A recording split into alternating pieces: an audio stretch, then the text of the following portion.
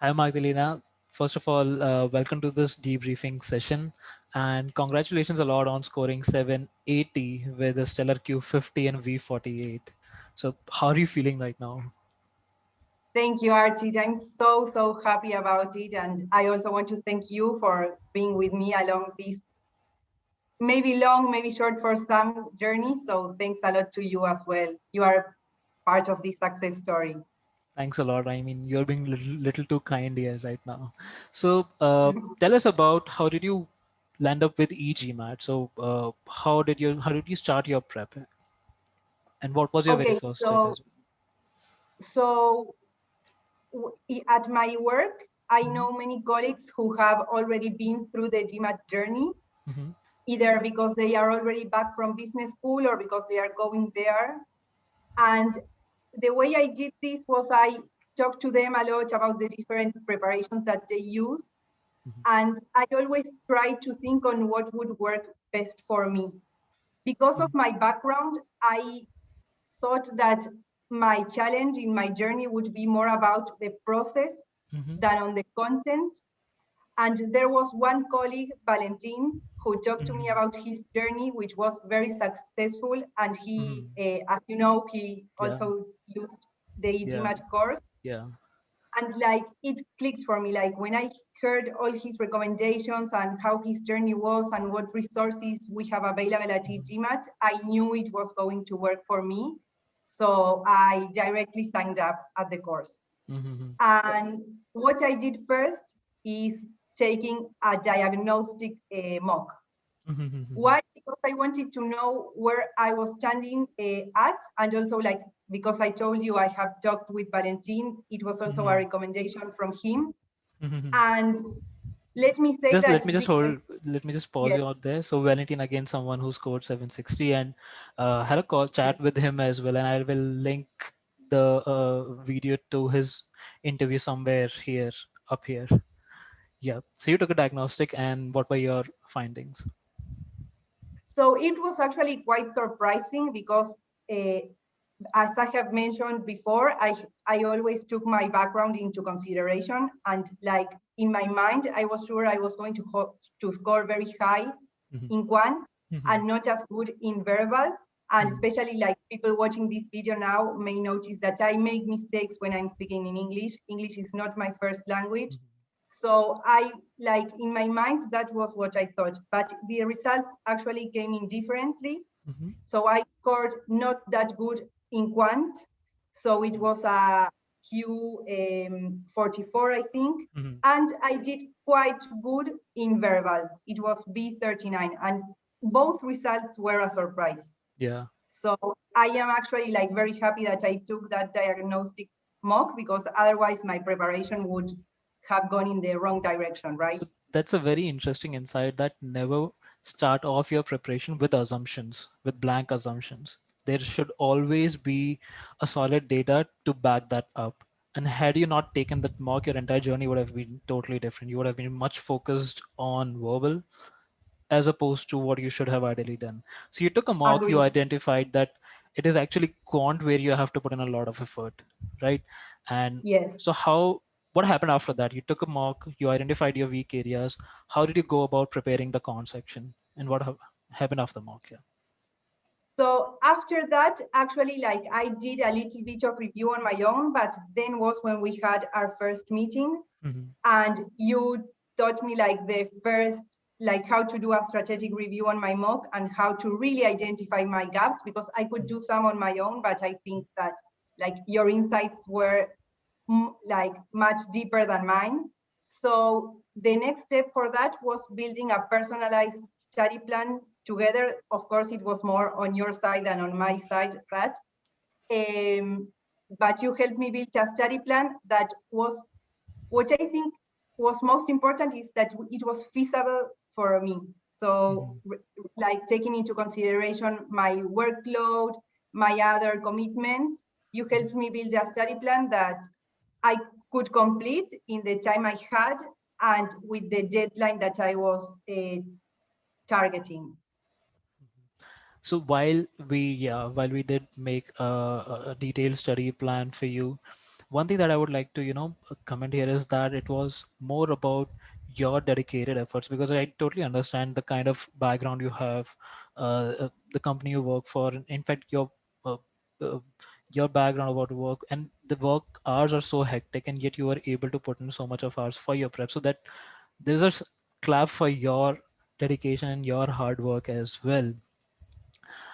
Now, so you started off with quant, right? And so how did the quant course help you from Q44 to get to Q50?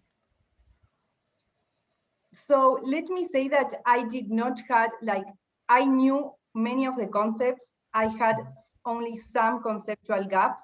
Well, it may be plenty conceptual gaps, but not in all of the topics. And I think that something very powerful of e-GMAT is that I think it's the new course that it allows you to personalize your journey through the concepts. So of course, my first step was to review the concept subtopic by subtopic, but e-GMAT allows you to take a concept diagnostic quiz at the beginning of each of the courses, and then you can identify specifically which topics you need to review, because in my case, it was not all of them. So which allowed me to be very time efficient because I could focus on what I needed, and then I could complete each of the topics. And also you, like, while you are learning the topics, you get like a couple of questions to make sure you are understanding correctly, and you can move on. But I would say that this resource of being able to identify exactly what you still are like don't know in 100% is key. Right. So very interestingly, you said that the corn course, the new corn course, uh, will actually help you identify your strengths and your weaknesses at subtopic level. And based on your strengths and weaknesses, the system itself will suggest you what all files you can skip or what all files you have to review to mitigate those gaps, Right. right? Very true. So once you've completed, let's say, number properties, you started off with number properties. What was your immediate step after that? So right after that, I went in what at e-GMAT we call the cementing phase. Stage two That cementing, right? stage two cementing, Hmm. sorry. And what we do there is like we learn a concept and we apply it right after. This way, like you are sure that you incorporate your learnings for real. Because sometimes I think that if you review all the concepts and then move into the exercises, by Hmm. the time you begin solving questions, like you forgot everything that you did before. So I think that this is a very wise way of doing it. So it's like you learn a concept, you cement it. You learn another concept, you cement it. So I think So basically, as that soon as you complete the entire number properties course, you then move to the next step, that is cementing these number properties modules, and then you move on to word problems. But you first exactly. definitely have to go through all the concepts. You have to first learn all the concepts and only then move to cementing. You also should not do is, if you have learned just even odds, then after that you should not do cementing, right? Oh no, no. Of course, it's Mhm. like a Right. complete chapter, let's say, and then you cement it, and then you move Yeah. into the next one. So you, step by step, you completed entire arithmetic section, then you moved to algebra geometry, you completed those two sections as well. What did you do after that? So after that, I did another mock. I took another mock Hmm. uh, that was again like a full mock, both quant and verbal. Hmm. Sigma X mark basically. Yes. Hmm. And what did you learn from that mock? So from that mock, I had improved my quant skills a lot. I was very happy about it. And I also learned that I had reduced the time that it took me to solve the questions. Not, I was not ready yet in that. Mhm. That was my weakness through my journey, but I have also improved like in the time it took me to solve a question. This was because obviously I was more certain about all the concepts by that point. Mhm. So it allowed me to be more certain at the time of solving. So you completed, after completing all these quant modules, you took another mock. You verified that there is definitely a solid improvement out there, but you are still not there yet. You still had to fine tune your preparation a little bit, and that is why you solve a few more quizzes, and then again you solve full length custom quizzes as well, just to confirm that now you are absolutely ready. Once your quant was in place, Right. you then started off with fine tuning your verbal section, and you had a fantastic improvement as well. I mean, starting off from V38, 39, and you then moved on to scoring V48 in the actual exam. So how did this journey look like, and how did this improvement come? What did you do? How did you prepare for verbal? So my verbal journey was different to my quant one. For the verbal, I did not go through the concept files.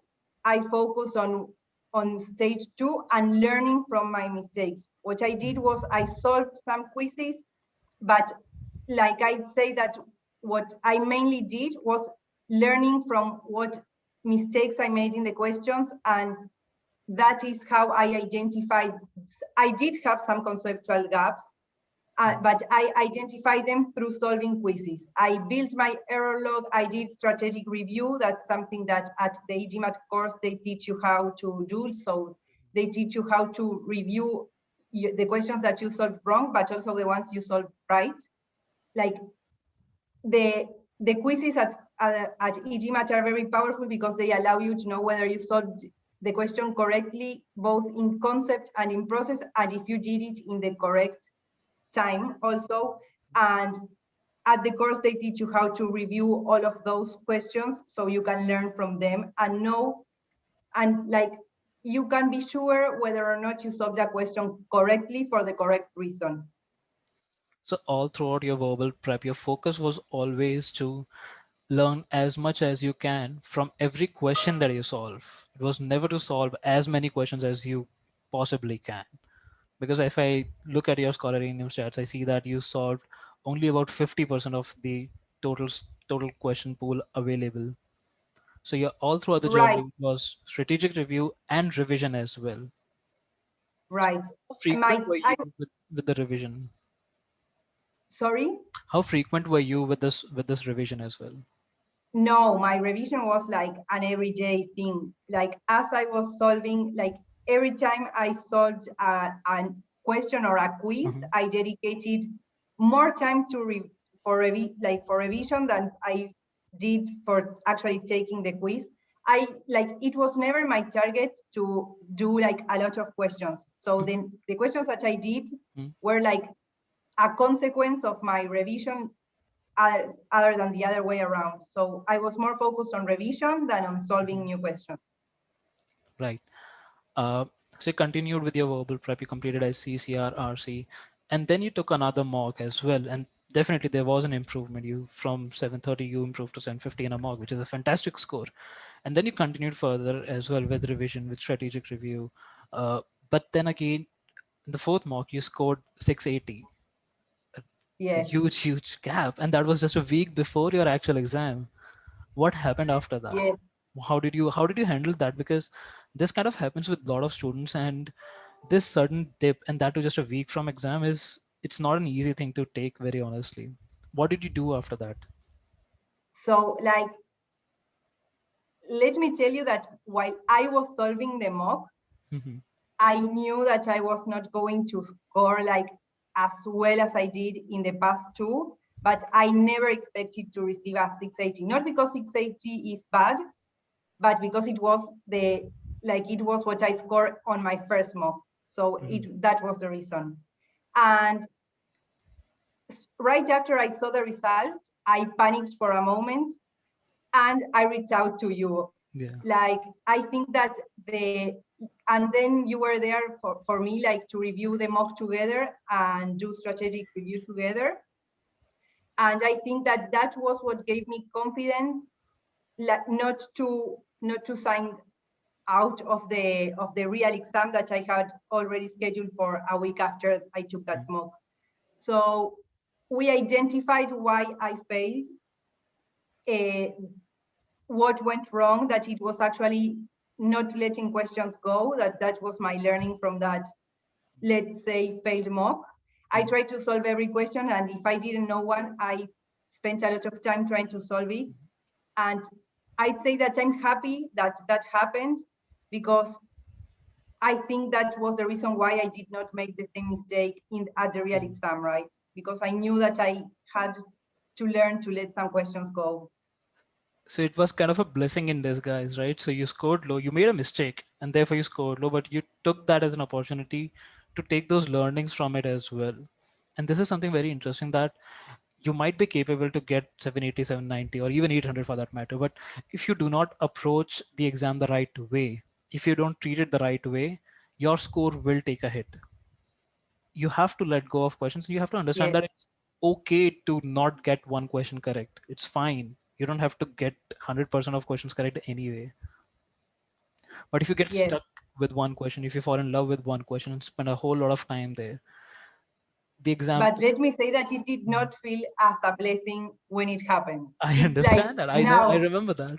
now I I feel it remember was that. a blessing, but not at that time. Mhm. So after that mock, we had a discussion. We identified the root cause as well. How did you prepare for the next mock? Because you did bounce back, right? You ended up So scoring again really high score there. yes, so like it was not my, it was not what my intuition would tell me to do, but taking your advice, I did not continue solving new questions. Mhm. I just focused on the ones that I have already solved. And what I did was a lot of revision. So it was revision, revision, revision, and learning from my mistakes. And like also what I learned is again, what learning from my mistake, while I solved the following mock, I Mhm. was also concentrated in not deviating for my target time. So I knew like by the half of the mock, I should have like X minutes left, and I Mhm. focus always on being on track on time. So that's where those were my two main points: So, revision and time. so one very interesting thing is that, and this is something that I often get asked a lot, that what can I learn from the questions that I've already solved, right? So there is no point of doing the revision. What would you say to No, that? What would be your comments on that? so I would say that from the questions that you already solved, you can actually learn more than from new questions. Why? Because like you already know what your thought process to solve that question will be, because you already did it. So, Yes. and you can identify like at each of the steps of solving a question. So like translating the question into numbers or whatever it takes to solve that question, you know what you would do because you did it, Hmm. Hmm. and you can identify at every point what you should have done to solve that question correctly and in the correct time with the correct process. And with a new question, you don't have that. Absolutely correct. Absolutely correct. So there is a whole lot of things that you can learn from the questions that you have already solved. And another very interesting thing that we did was not to solve a lot of new questions. Even when you solved 680, it's counterintuitive, yet we did not do it because we knew for a fact that the low score was not because of your capability, it was because you approached the test the wrong way. So always take a step Yes, back, always introspect, and always reflect through as well, that as to what did you do wrong and what not to do in the future, instead of solving, keep on solving newer questions. So you took a mock, you bounced back, you scored really high score. What did you do in the last few days, just when your exam was about to be there? How did you prepare for the last few days, couple of days? so the last couple of days I focus on on revising my error log. So, and but also like on resting. I wasn't not Mhm. like, I knew that I had to have mind space to do the test. So Mhm. I slowed down as a little bit, but I again I like revise my error log, or like some things that they're not a lot, but some things that you need to memorize, or Mhm. at least I needed to memorize, and I focused on that. So I did not solve like new questions, and So basically, you relaxed a little bit and you revised what you had Yes, to. a You did little bit. not burn yourself out. And that is again a very important thing to, a very key takeaway from here, that you have to be relaxed. Your mindset need to be clear in order to ace GMAT as well. If you're all burned through already, very likely you may not really do as well on the exam as you might actually do. So being relaxed Right. is very important. Yeah. Mhm. And I think that something that is important too is that I trusted my preparation. Absolutely, yes. And So one thing again to I will add to that is, if you have put in the honest effort, right, that call from within will always be there, that you have given 100% of the exam. No yes, matter what, things will turn out to be good. And that confidence will come if you're consistent, which you were, if you are dedicated, and if you are, if you have actually put in the effort required, and which you already, as I said right. before, you did. So any tips that you'd want to give to future test takers that they should keep in mind? So what I would tell them is like first to build a personal study plan, like make sure that you have a plan. I think that's my first piece of advice.